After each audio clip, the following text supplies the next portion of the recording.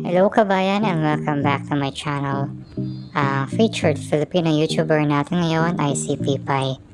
Ginawa po ni Pipay ang kanyang YouTube account noong February 1, 2019. At sa ngayon na mga kabayan ay meron na siyang 13 video uploads, 69,700 subscribers, 2,078,709 video views.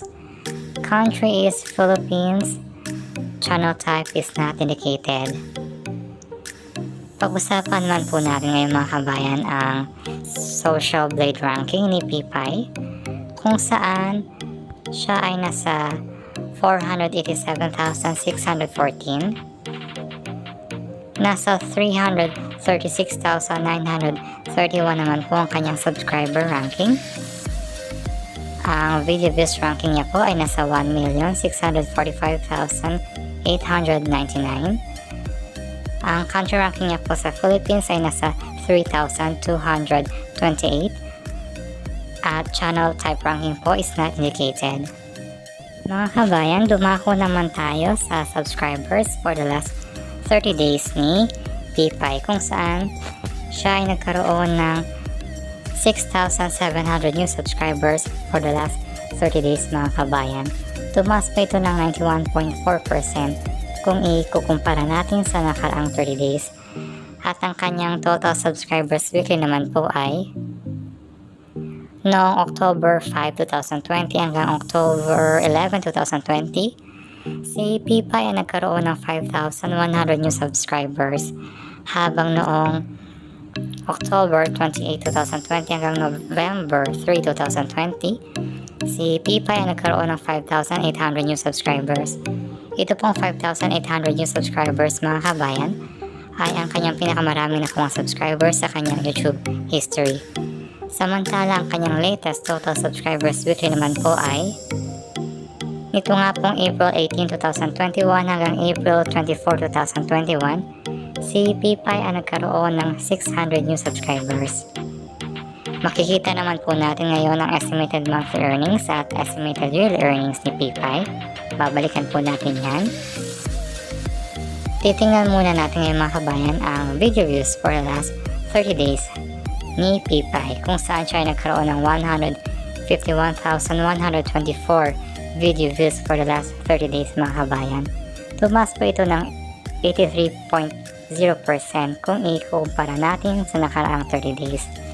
At ang kanyang total video views weekly naman po ay noong October 5, 2020 hanggang October 11, 2020, si Pipay ay nagkaroon ng 194,554 video views.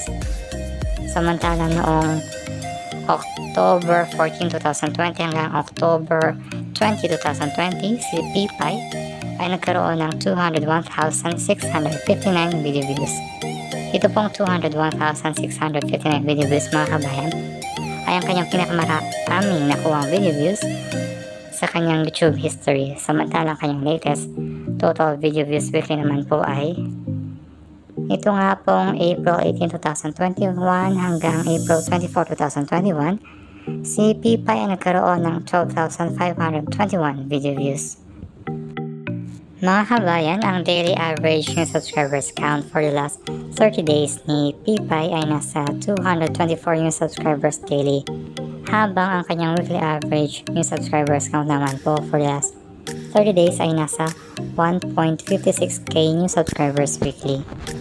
Mga kabayan, pag-usapan naman po natin ngayon ang estimated audience age and gender ng mga nanonood kay Pipay.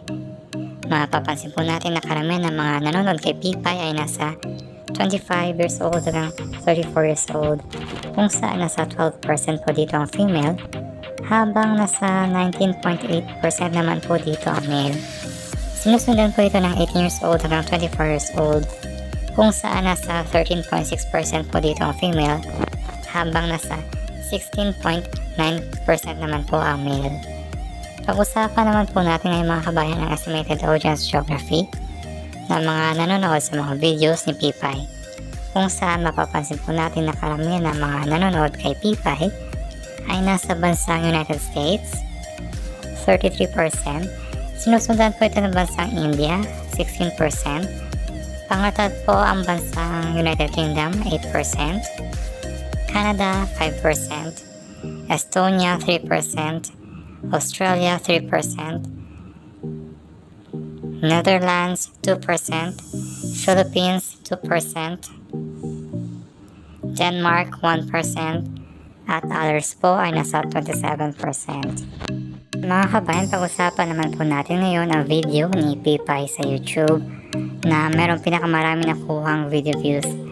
At ito nga po ay na-upload noong September 13, 2020. At ang pamagat po ng video nito ay Talong ni Joshua parody song music video. Nagkaroon po ito ng 1.4 million views. 97.6% naman ang nakuhang ratings nito at nakapagtala po ito ng 1,000 comments. Ang estimated earnings ng video ni PewDiePie na merong pinakamarami nakuhang video views ay nasa $676 hanggang $5,400. So mga kabayan, i-convert po natin yan sa Philippine peso. $676 times 48 is equals to 32,448 pesos. Ang 32,448 pesos po mga kabayan ay ang posibleng pinakamaliit na kinita ni PewDiePie sa kanyang YouTube video na mayroong pinakamarami nakuhang video views.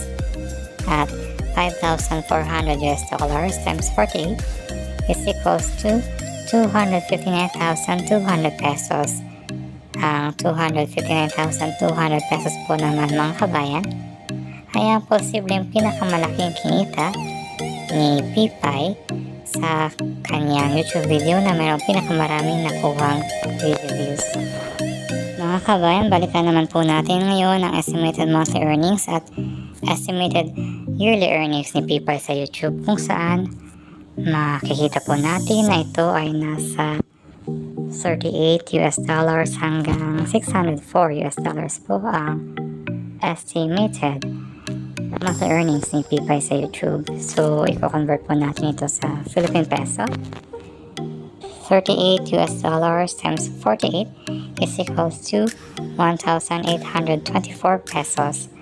Ang 1,824 pesos po mga kabayan ay ang posibleng pinakamaliit na kinikita ni PewDiePie buwan-buwan sa YouTube at $604 times 48 is equals to 20,992 pesos.